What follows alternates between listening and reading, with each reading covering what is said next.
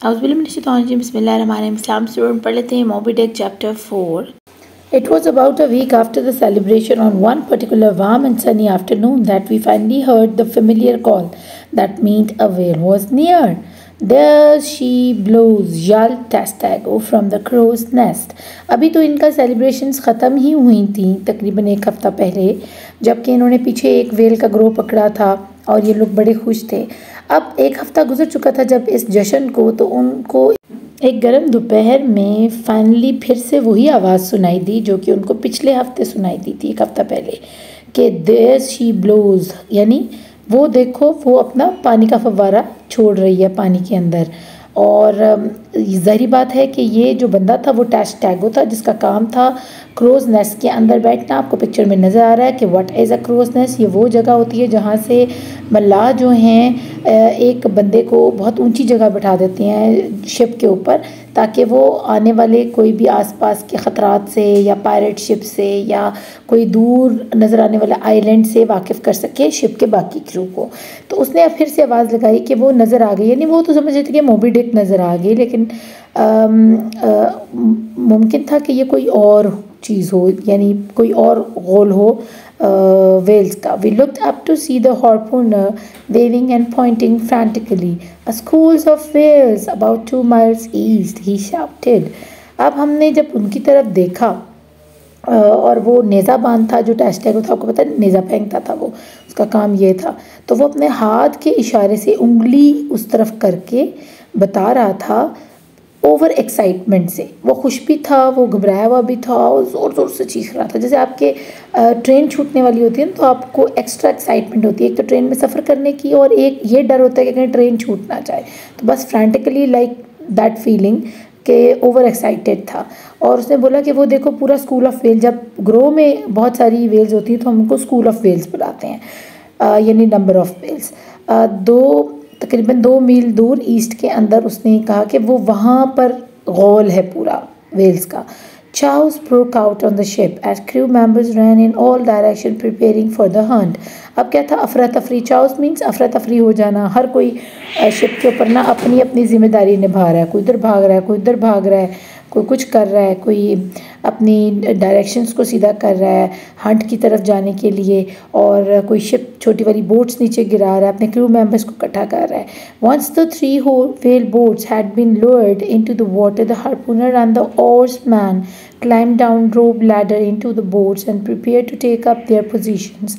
अब जैसे ही 3 बोट्स उतार ली गई पानी के अंदर शिप पे से, जो को वेल बोट्स कहा जाता है, जो ख़ास तौर पर शिकार करने के लिए वेल का इस्तेमाल की जाती थी, जब उसमें नेज़ा चलाने वाले और चप्पू चलाने वाले रस्से से बनी हुई जो समझ लें कि एक सीढ़ी थी, उसको शिप से उन्होंने उन बोट्स पे फेंका और वहाँ उतरकर अपनी अपनी पोजीशंस पर बैठ गए, यानी जिसको जहाँ जगह थी मखसूस कश्ती में बैठने की वो वहाँ बैठे. सेकेंड्स लेटर, कुछ अभी लम्हे गुजरे थे कि we heard the captain's voice on deck. अब कैप्टन दोबारा से डेक के ऊपर आया, जो कि कभी कभी निकलता होता था. हमने उसकी आवाज़ सुनी. वी लुक्ड अप, हमने ऊपर की तरफ देखा, एंड टू ओवर ग्रेट एस्टॉनिशमेंट, और हमारे जो है ना इत्तफाक के लिए और हमें हैरान करने के लिए जो चीज़ थी वो क्या थी, saw Ahab with 5 men dressed in black, कि हमने अहाब को देखा जो 5 मज़ीद आदमियों के साथ खड़ा हुआ था जिन्होंने काले रंग के कपड़े पहने थे. और आपको ये पिक्चर नज़र भी आएगी आपकी बुक के अंदर. Those must be the man we saw boarding the ship in Nantucket. अब उनको फ़ौरन से ख्याल आ गया इश्माइल को और दूसरे को, क्योंकि ये तो वही बंदे हैं जिनके साए हमने नैंटकट में जब हमने बोट करना था शिप के ऊपर सवारी करनी थी, तो उस वक्त हमने ये साए देखे थे इस बोट के ऊपर, शिप के ऊपर उस वक्त पीकॉट पे.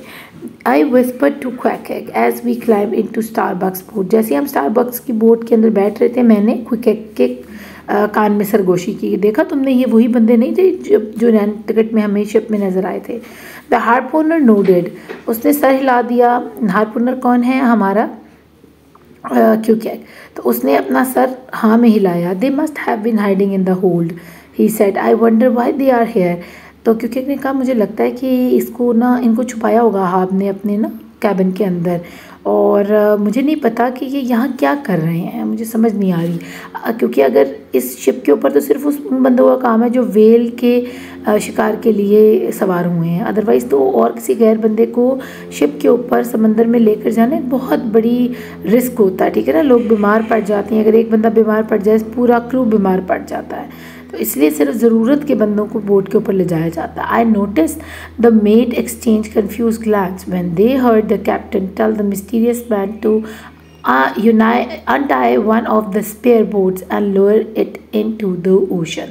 कहता मैंने भी ये नोटिस किया कि जो हमारे मेट्स थे ना बकाया दूसरी कश्तियों में, 3 कश्तियाँ उतरी थी ना समंदर के अंदर वेल के शिकार के लिए, तो वो भी आँखों के इशारों से एक दूसरे से बात कर रहे थे और कैप्टन की बात सुन रहे थे, जो कि कह रहा था कि एक और बोट जो है ना स्पेयर करो, उतारो उसको ओशन के अंदर। जाहिर बात है वो उन 5 के लिए वो बोट उतरवा रहा था। The man who was apparently in charge of the group was a tall dark skin Persian. अब उन 5 बंदों में से जिन्होंने काले कपड़े पहने हुए थे, जो एक लीडर लग रहा था ना उनका, वो काफ़ी लंबा चौड़ा था और ज़रा डार्क स्किन वाला था, यानी सांवला सा था, और था ईरान का। पर्शियन होता है ईरानी। हु वोर अ पीकोलाई टर्बाइन। अब उसने सर पे क्या पहना हुआ था, एक मोर की शक्ल की जो पग होती है वो बांधी हुई थी सर पे। On his head made from his own braided white hairs. और वो किस चीज़ से बनी हुई थी, किसी कपड़े से उसकी टर्बन नहीं बनी हुई थी या उसकी पग नहीं बंधी हुई थी। असल में जो उसने सर पे पहनी थी वो उसके अपने ही बाल थे, जिसको उसने ख़ास चुटिया बना कर इस शक्ल का ढाल लिया था कि वो एक मोर की शक्ल दे रही थी उसके सर के ऊपर। His eyes were 2 dark slits and one tooth poked out from between his thin lips।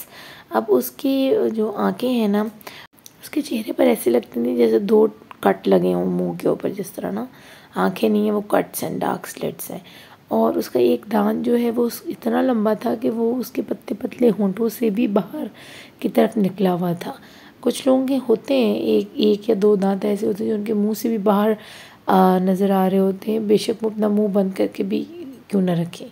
The man's companions had yellow skin and I assumed were probably from the Philippines. अब भी इसके साथ जो बाकी लोग थे ना लड़के, वो देखने में ज़रा गोरे लग रहे थे, उनका रंग अच्छा था, येलो इसका उनका चेहरा था।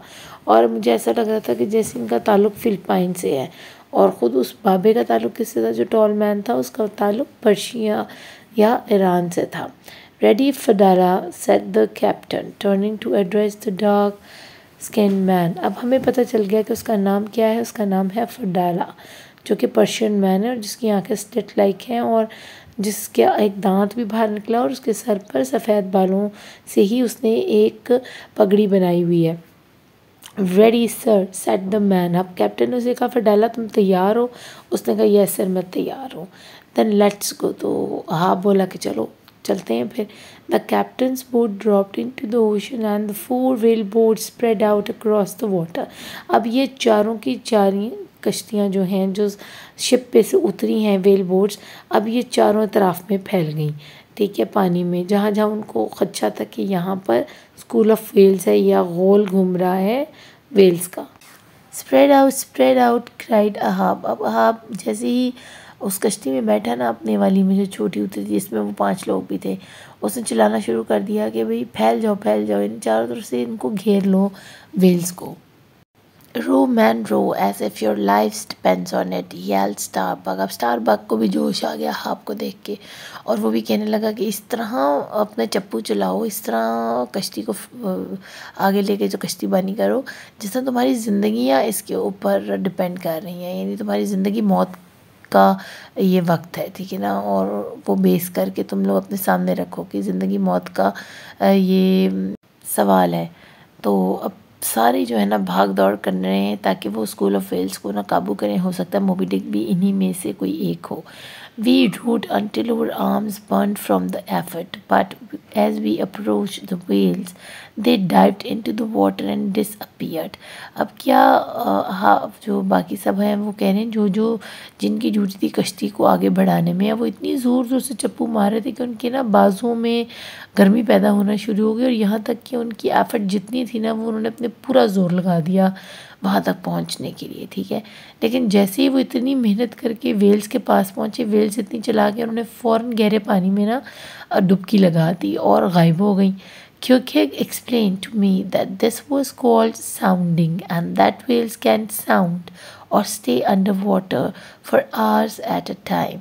अब उसने कहा क्योंकि वो अक्सर आता जाता रहता था समंदर के एडवेंचर के ऊपर वेल्स को पकड़ने के लिए, तो उसने फिर इस्माइल के नॉलेज में इजाफा किया कि ये जो तुमने देखा है कि अभी वेल्स वापस चली गई हैं पानी में डीप डाइव करके, इस तरह के एक्शन को हम लोग साउंडिंग बुलाते हैं। साउंड का मतलब अपने आप को सेव कर लेना, साउंड कर लेना और नीचे गहरे पानी में चले जाना, और ये अक्सर गहरे पानियों में काफ़ी घंटा रह सकती हैं। तो अब हम इतने घंटे तो नहीं यहाँ इंतज़ार कर सकते ना।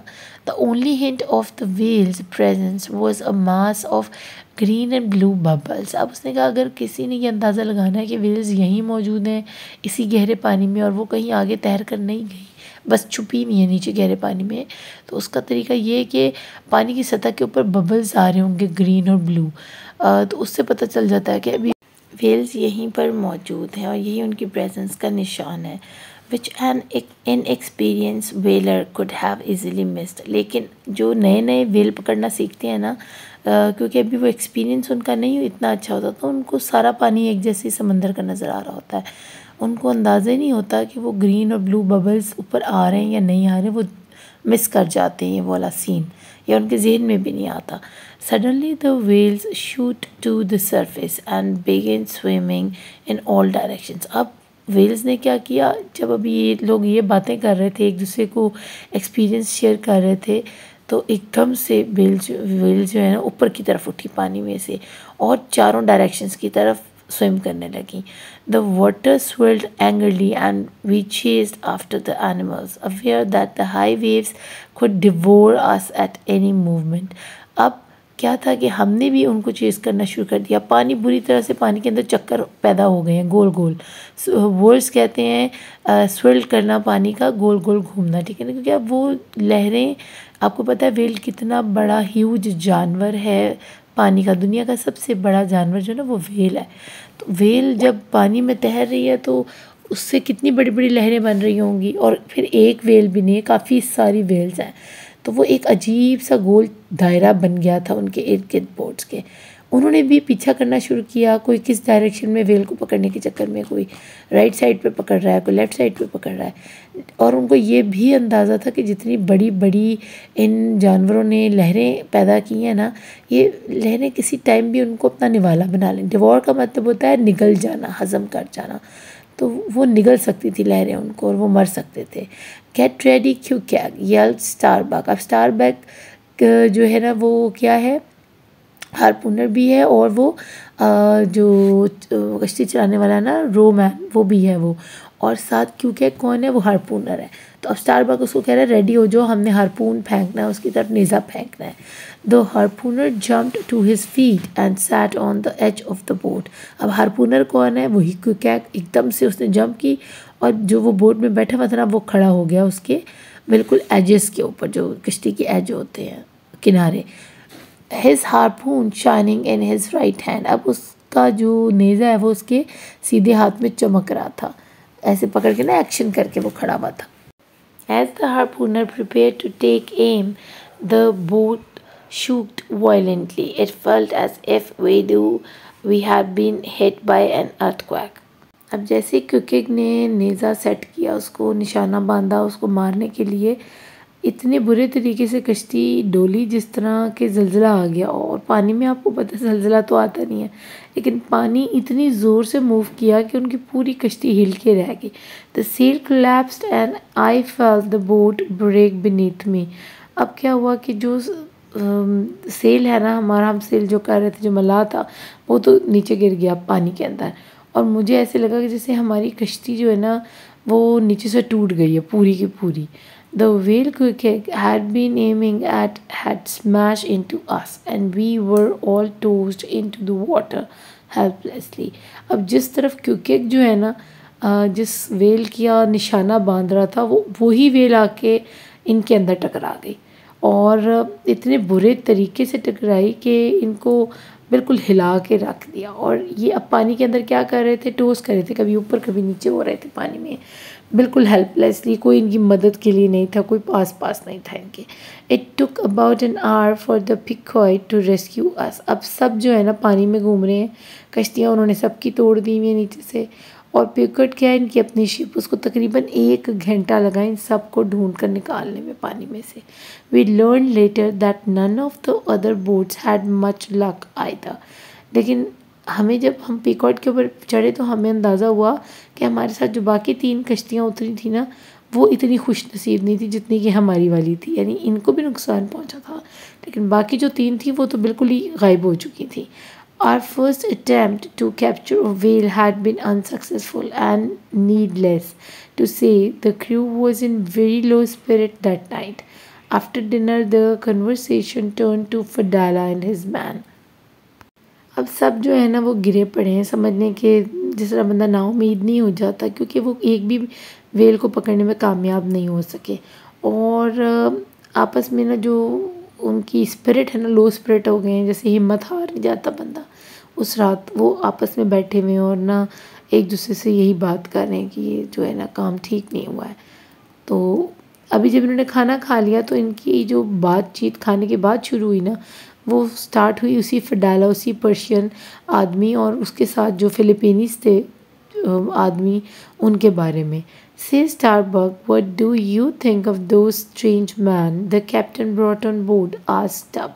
स्टब ने कहा कि स्टारबक तुम बताओ, तुम तो आप से बड़े नज़दीक हो ना, तो यानी तुम्हारी ज़्यादा अच्छी सलाम तो है कैप्टन के साथ, तो बताओ कि वो अजीब गरीब दिखने वाले अजनबी लोग कौन थे कैप्टन के साथ, जो कैप्टन लेकर आया था, जिनको ऑन बोर्ड किया उसने और डेक के ऊपर लेकर आया सुबह। Starbuck shrugged. I don't care who he bring with him as long as they don't get in our way. कहता मुझे कोई फ़र्क नहीं पड़ता कि समझना ऐसे सर झटक के नहीं बात करता कि whatever who cares इस तरह करके। उसने कहा मुझे कोई नहीं मसला, मेरी तरफ से किसी मर्ज़ी को उठा के ये ले आए, मुझे कोई फ़र्क नहीं पड़ता। हाँ, मैं उस वक़्त बोलूँगा या मुझे उस वक़्त फ़र्क पड़ेगा जब ये हमारे रास्ते में किसी किस्म की रुकावट पैदा करेंगे कि ये जो 5 आदमी आए हैं। Stubb took a puff of his pipe.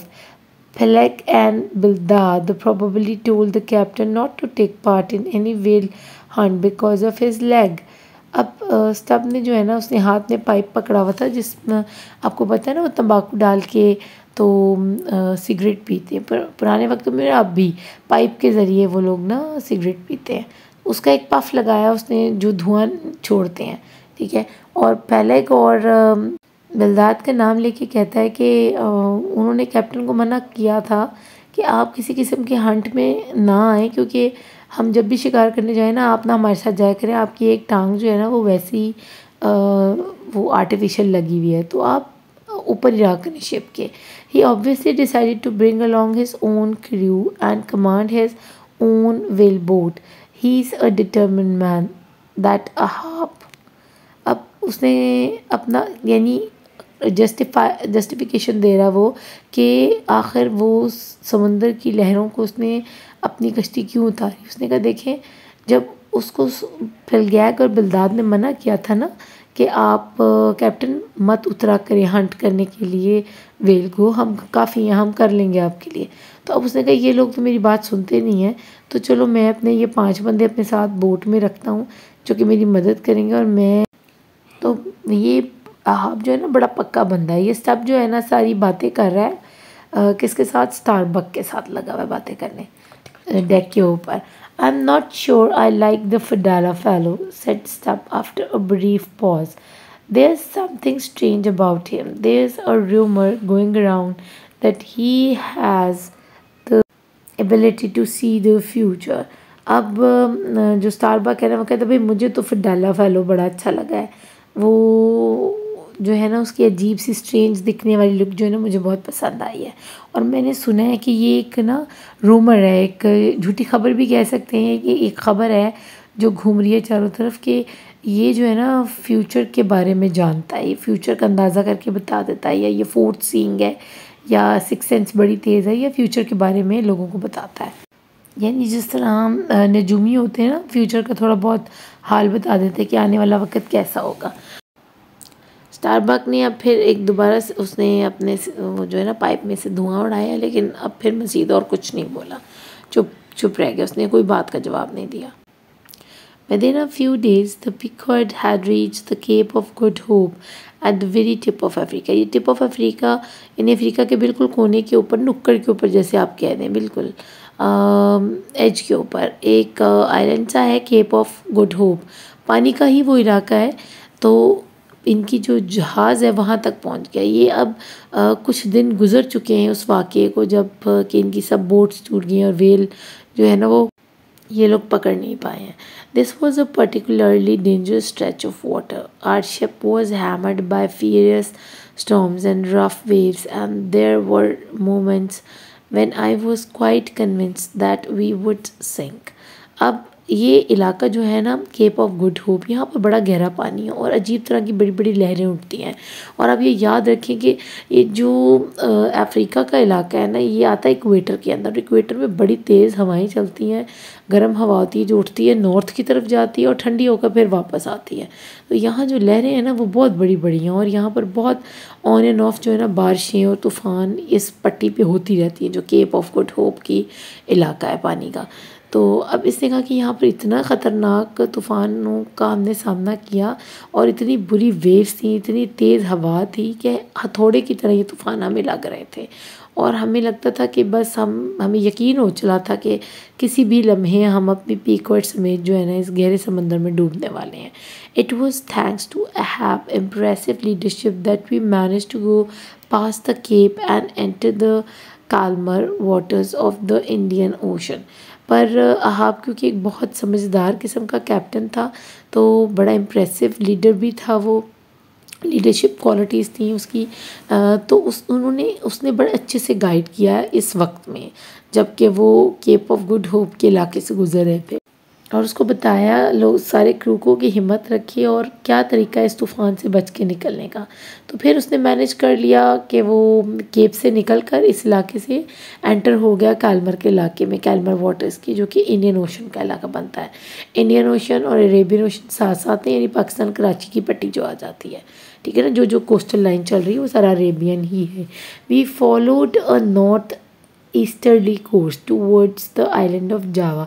अब उन्होंने कहा कि हमने जनूब मशरक़ी जो रास्ता है ना वो अपनाया था आइलैंड ऑफ लावा जाने के लिए, आइलैंड ऑफ जावा जाने के लिए, sorry. One morning Daggoo was sitting in the crow's nest keeping an eye out for whales when we heard him shout. अब फिर जो है ना डैगो की बारी थी क्रू नेस्ट के अंदर बैठने की। और क्रू नेस्ट वो जगह थी जो शिप का सबसे टॉप वाला वो जो सेंटर में कॉलम लगा हुआ था ना उसके ऊपर एक छज्जा सा था और यहाँ ये बैठकर किसी एक बंदे की ड्यूटी होती थी क्रू में से कि वो आने जाने वाली वेल्स के गोलों पर नज़र रखता था कि रास्ते में जैसी नज़र आए तो ये नीचे क्रू को ख़बरदार कर दे उसके बारे में। अब बड़े दिनों बाद इसने फिर चीखना चिल्लाना शुरू कर दिया। There she blows, there's the white whale। उसने कहा वो रही वो देखो अपने मुँह से ना फवारे छोड़ रही है पानी के अपने सर के ऊपर से, ये वही सफ़ेद वेल है। Immediately the 4 whale boat were lowered into the ocean and we roved like madmen to the spot that Dago had indicated। अब हमने जल्दी से अपनी जो वेल बोट्स थी वो पानी में दोबारा से उतार ली और हम उसी तरफ तैर कर जाने लगे, बोट्स को लेके खींच के जाने लगे पागलों की तरह, जहाँ पर डैगो ने हमें इंडिकेट किया था, जहाँ इशारा करके बताया था कि वहाँ मौजूद है white whale. The harpooner had indeed seen something white but it wasn't Moby Dick. अब हार्पूनर्स को भी कोई चीज़ सफ़ेद सी नज़र आई थी, लेकिन उन्होंने कहा भाई ये मोबी डिक नहीं है। फ्लोटिंग ऑन द वाटर, उन्होंने कहा कोई चीज़ है जो तैर रही है पानी के ऊपरी सतह के ऊपर, सरफेस पे। It's long tentacles curling and twisting like deadly snake was a giant squid. It was dead। अब वहाँ इतना बड़ा giant squid था, squid बुलाते हैं वो ऑक्टोपस की तरह ही होता है लेकिन थोड़ी सी शेप चेंज होती है उसकी, और वो मर चुका था और वो कहीं तैर रहा था ऊपर, बिल्कुल पानी की सतह के ऊपर आ चुका था। Starbuck shook his head. That's a bad omen, he said. They say that if a whale ship encounters a giant squid, it will never return home। उसने कहा ये तो बहुत ही बदशगुनी हो गई है, ठीक है ना। ओमन का मतलब होता है बदशगुनी हो जाना। स्टारबक ने अपने सर को ना ऐसे नहीं करने के अंदाज में हिला, जब आप नहीं बोलते हैं इस तरह उसने अपना सर हिलाया। उसने कहा तो बड़ी बदशगुनी हो गई, क्योंकि जो वेल शिप्स होती हैं ना, अगर उनका आमना सामना किसी मरे हुए स्क्विड के साथ हो जाए, जाइंट स्क्विड के साथ, तो ये पक्की बात होती है कि अब वो ज़िंदा वापस घर नहीं लौटेंगी, यानी ये शिप भी तबाह होगी और इस पर मौजूद सारा क्रू जितना अमला है वो सब मरेगा। यानी इस किस्म का, जैसे हम कहते हैं ना काली बिल्ली आगे से गुजर गई, हो हमारा तो सारा काम उल्टा हो गया, या घर में कोई शीशे का ग्लास टूट गया या कोई तेल गिर गया, ऐसी चीज़ें हो तो हम कहते हैं मिथ्स बनाए हुए हमने कि भाई अब तो कुछ बुरा ही होने वाला है। तो इसी तरह उन्होंने ये बात बनाई हुई थी कि अगर किसी भी वेल शिप को, जहाज़ को, बहरी जहाज़ को जो कि वेल पकड़ने के लिए निकला हुआ है, और अगर उसका सामना किसी मरे बड़े जॉइंट स्क्विड के साथ हो जाता है तो फिर समझ जाए कि उसका आखिरी वक्त आ चुका है। We sail back to the ship in silence. हम बिल्कुल उसकी ये बात सुन के ना खामोश हो गए हुए थे। हम चुप करके वापस अपनी शिप पर आ गए। Only cook seemed unconcerned about the squid. It is a good sign, I think, he whispered to me. In my experience, when one see a giant squid, one is very likely to catch a sperm whale soon after. उसने कहा भाई पता नहीं, इसकी तो मुझे समझ नहीं है कि स्टारबक जो बात कर रहा है ये वहम गुमान की, लेकिन मेरे ख्याल से तो ये अच्छा शुगन है, क्योंकि मैंने जहाँ तक मेरा एक्सपीरियंस है ना, जहाँ मेरा तजुर्बा है वो ये कि जब भी किसी को स्क्विड मिला है ना, नज़र आया है, तो वो एक अच्छा निशान है पानी के अंदर नज़र आना मरा हुआ बड़ा सा स्क्विड, क्योंकि उसके फ़ौरन बाद आसपास ही कहीं स्पर्म वेल भी मौजूद होती है। और वो आपको पता है स्पर्म वेल की जो अंदर के बॉडी के पार्ट्स हैं ना, बड़े महंगे बिकते हैं। आपको प्रीवियस मैंने सारे लेक्चर्स में ना, चैप्टर्स में बताया भी हुआ है। My wise friend was right. The next day we spotted an enormous sperm whale swimming just a few meters from the ship, its glossy black back shining in the midday sun. और क्योंकि की बात बिल्कुल सही साबित हुई, ये इस्माइल बता रहा है कि मेरा दोस्त जो है ना उसकी बात बिल्कुल सही थी, और अगले ही दिन हमने स्पॉट कर ली एक बहुत, हमें नज़र आ गई एक स्पर्म वेल जो कि स्विम कर रही थी हमसे कुछ ही मीटर के फासले पर, मील्स पर भी नहीं, माइल्स के ऊपर भी नहीं, कुछ मीटर के फासले के ऊपर, और उसकी बैग जो चमक रही थी दिन की रोशनी में। Again we lowered the boats into the water and not wanting to scare the whale off, rowed towards it as quietly as we could. इस दफ़ा भी हमने कश्तियाँ दोबारा उतारी, क्योंकि पता ना वेल देखते साथ ही ये फ़ौरन लो डाउन कर लेते थे अपनी वेल बोट्स को, लेकिन इस दफ़ा उन्होंने अक्लमंदी ये की कि बग़ैर शोर मचाए, बग़ैर पैनिक किए, खामोशी के साथ ये वेल तक पहुँचे ताकि वो डर कर भाग ना जाए। Stubb's boat was closest to the whale. अब स्टब जिस कश्ती में बैठा था ना, वो वाली सब कश्ती वेल के बिल्कुल नज़दीक थी। And he ordered Tashtego to get ready for the kill. और टेस्टागो क्योंकि उसका हार्पूनर था उसकी कश्ती में, तो उसने उसको कहा था कि तुम रेडी रहो इसको मारने के लिए। The harpooner stood up and took aim. अब वो खड़ा हो गया जो टेस्टागो था, और उसने अपने हार्पून का निशाना जो है ना, नेज़े का निशाना फिक्स कर लिया उसकी तरफ, making sure that the harpoon line was securely tied to the boat. और इसके साथ साथ उसने इस चीज़ का भी ख्याल रखा कि जो बोट है ना उसके साथ रस्सी बांधी गई थी जो कि पीछे से जुड़ी हुई थी, जाकर बंधी हुई थी उस नेज़े के साथ, ठीक है ना। ये एक तरह का समझ लें कि तीर होता है जिसके पीछे रस्सी बंधी होती है, और रस्सी का सिरा जो है ना उस बोट के साथ बंधा होता है, ताकि नेज़ा मारने के बाद अगर वो मिस हो जाता है तो रस्सी से खींचकर उसको पानी में से बाहर निकाला जा सके। तो इस तरह का उसने ना निशाना बांधा। The harpoon line was surely tied to the boat. The harpoon line is a thin piece of rope which is attached to the harpoon at one end and the boat at the other.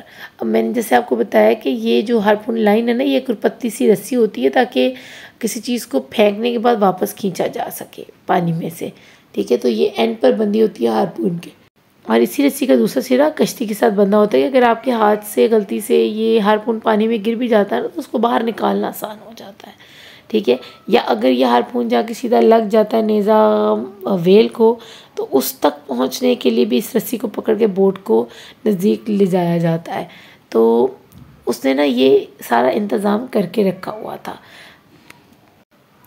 Whales that have been harpooned often attempt to escape. बहुत सी ऐसी Wales थी जिनको harpoon लग चुके हुए थे, लेकिन वो बच के निकलने में कामयाब हो जाती थी। लेकिन उनको अब समझ आ गई हुई थी कि इससे बच के रहना है, इन हार्पूनर से और इस किस्म की बोट से, क्योंकि ये हमें नेज़े मारते हैं, ठीक है ना। तो वो जैसे इन लोगों को देखती थी ना तो भाग जाती थी। The line connects the well with the boat, क्योंकि जैसे ही हार्पून उसको लगेगा जाके नेज़ा, उसके पीछे रस्सी बंधी हुई है, उसी रस्सी को खींच कर बोट पे सवार लोग आराम से वेल तक पहुंच जाएंगे। तो ये चीज़ मैं आपको पहले एक्सप्लेन कर गई हूँ। And allows the whalers to continue the creature if it tries to swim away, तो उसको फॉलो करना उनके लिए, परसू करना या उसके पीछे जाना आसान, चेस करना उनके लिए आसान हो जाता है इस रस्सी की मदद से। वो रस्सी बंधी होती है बोट से, तो वो जहाँ जहाँ तैर कर जाएगी ना, बोट खुद ब खुद उसके पीछे जाएगी, तो वो मिस नहीं कर पाएंगे इस क्रीचर को।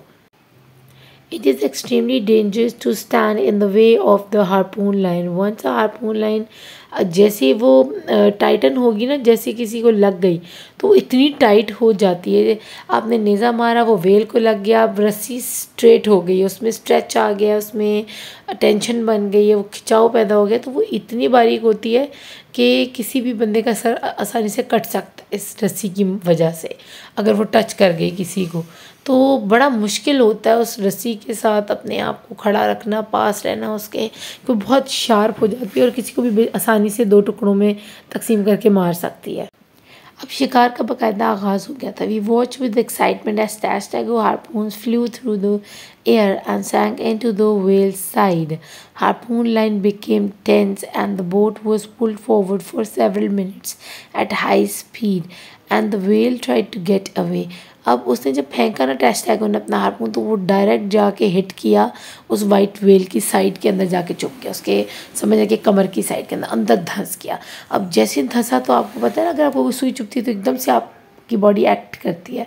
उसने भी रिएक्ट किया और तेज़ी से तैरना शुरू कर दिया आगे की तरफ। अब हार्पून लाइन की मदद, जो कि हार्पून लाइन या वो रोप जो नेज़े से जुड़ी हुई है, नेज़ा तो घुसा हुआ है उसकी बॉडी के अंदर, तो वो पीछे से जुड़ी हुई है जाकर कश्ती के साथ। तो अब वो रस्सी, टेंशन आ गई उसके अंदर, खिंचाव आ गया, और जैसे समझो कि कोई आपके साथ रस्सी के एक सिरे को पकड़ के आगे भागना शुरू कर दे, तो आपको भी उसके पीछे पीछे भागना पड़ा होगा अगर वो रस्सी आपके साथ बंधी हुई है। तो इसी तरह जब वेल आगे की तरफ तेज़ी से मूव कर रही थी ना, क्योंकि हार्पून उसके अंदर फिक्स हुआ था, तो उसके साथ बंधी हुई रस्सी जो कि बोट के साथ भी बंधी हुई थी, या बोट भी पीछे पीछे उसी स्पीड से जा रही थी जहाँ जहाँ वो वेल जो है ना तेज़ी से मूव कर रही थी। Stubb threw several spears at the animals and until one finally hit the creature hard.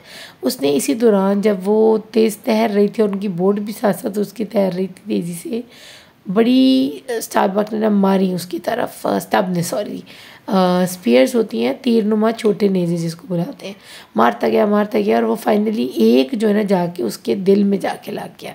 The well died in a thick pool of its own red blood. अब क्या हुआ, उसके जिस्म से इतनी तेज़ी से खून निकल रहा था कि एक गोल दायरा बन गया उसके आसपास, ऐसे लग रहा था कि वो अपने ही खून में नहा रही है एक पॉन्ड के अंदर। It took all 4 boats and the strength of 36 man to pull the whale back to the Pequod. अब उसको खींच कर पीकॉट तक लाना थोड़ा मुश्किल हो रहा था। 36 लोग लगे, कश्तियाँ लगी, साथ तकरीबन 36 मैन, ठीक है, गए, और 4 कश्तियों ने मिलकर रस्सियाँ बांध कर उसको खींच के ना शिप तक ले आए। Upon our return the whale was chained to the side of the ship. अब उस वेल को अब उठाकर वो अपनी कश्ती पे तो रख नहीं सकते थे, अपनी बोट के ऊपर या अपनी शिप के ऊपर, तो उन्होंने क्या किया कि अपनी शिप के साथ उसको बांध दिया चेन के साथ, कि अब वो फ्लोट ही करती रहेगी। आपको पता है जानवर मर जाए ना तो वो फ्लोट करना शुरू कर देता है पानी की सरफेस पे, क्योंकि उसकी बॉडी के अंदर जो है ना वो सिस्टम ही ख़त्म हो जाता है जिससे वो जो है डाइव करे, पानी के नीचे जाए। तो उसको इतनी बड़ी वेल को उठाकर शिप पे रखने की बजाय यही बेहतरीन तरीका था कि उसको शिप के साथ बांध दिया जाए। शिप जहाँ जहाँ जाएगी वो मरा हुआ जानवर भी फ्लोट करता करता साथ ही रहेगा। तो upon our return the whale was chained to the side of the ship. The business of extracting the oil would begin the next day. अब जो उनका बेसिक काम था वेल बोट्स का या वेल की जो शिप्स निकलते थे वेल्स को पकड़ने के लिए, उनका काम तो यही था ना कि उनका ब्लबर और उनका जो जिस्म का खून है और सॉरी उसका जिस्म का जो फ़ैट है वो हासिल किया जाए, ऑयल हासिल किया जाए, वैक्स निकाली जाए उनकी बॉडी से। तो यही काम जो है ना मेन काम होता था। ये मोबी डिक का तो एक इंतकाम भी था ना साथ साथ। तो अब जितना भी क्रू है ना वो उसका तेल इकट्ठा करने के अंदर मसरूफ़ हो गया, क्योंकि आपको पता है उस वक़्त इंडस्ट्री उसी तेल की थी। लाइटें तो चलती नहीं थी, इलेक्ट्रिसिटी थी नहीं, तो लोग अपने घरों में जो मोमबत्तियाँ और जो चिराग और खाना पकाने में जो तेल इस्तेमाल करते हैं वो सब यहीं से इनको मिलता था। तो बच्चों ये था चैप्टर 4। उम्मीद करती हूँ कि आपको इसकी अच्छे से समझ आई होगी। अपना खूब ख्याल रखिएगा। Thank you for watching. अल्लाह के बाद।